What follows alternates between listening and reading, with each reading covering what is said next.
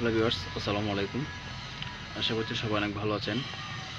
তো এক ভাই প্রশ্ন করছেন যে খামারে মশা মাছি কীভাবে তাড়াবো। তো খামারে মশা মাছি এটা খুবই বড় একটা সমস্যা।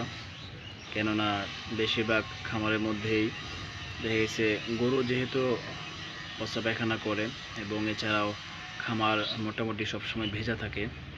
তো এই জন্যই কিন্তু এখানে মশা মাছির উপদ্রবটা বেশি হয়। তো মশা মাছির কারণে আমাদের গরু দেখা গেছে যে ঠিকমতো শুইতে পারে না, ঘুমাইতে পারে না। তো এতে করে গরুর স্বাস্থ্যের সমস্যা হয়।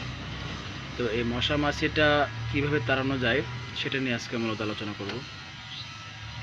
তো মশা মাছিটা মূলত আপনি তাড়াতে হলে আপনাকে কিছু সতর্কতা অবলম্বন করতে হবে। কীরকম? খামার কখনো অপরিষ্কার রাখবেন না। ঠিক আছে? খামারে যেহেতু আপনি এটা প্রফেশনালি শুরু করছেন একটা বিজনেস, তো সেই ক্ষেত্রে আপনার এই বিজনেসের মধ্যে আপনাকে অবশ্যই সময় দিতে হবে। ঠিক আছে?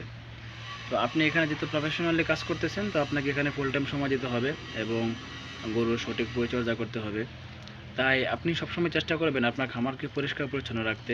দিনে অন্তত একবার আপনার খামারটা বা যে মেঝেটা আছে ফ্লোর, সেই ফ্লোরটা পরিষ্কার করবেন, ধুইবেন পানি দিয়ে।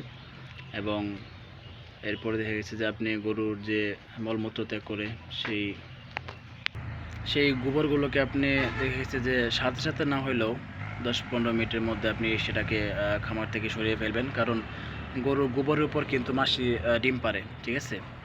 গরুর গোবরের উপর মাছি ডিম পাড়ে এবং সেখান থেকে বাচ্চা হয়। আর মশা সবচেয়ে বড় উৎপন্ন করে হচ্ছে আপনার যদি ভিজে জায়গা থাকে, অর্থাৎ পানি জমে থাকে খামারের ভিতরে।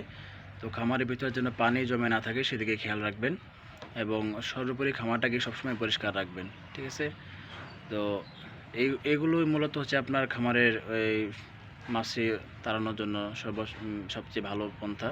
তো এরপরে যদি না হয়, ইনশাল্লাহ নেক্সট ভিডিওতে আরও কিছু টেকনিক বলবো, সেগুলো অবলম্বন করলে আপনারা এ করতে পারবেন, মাছি তাড়াতে পারবেন।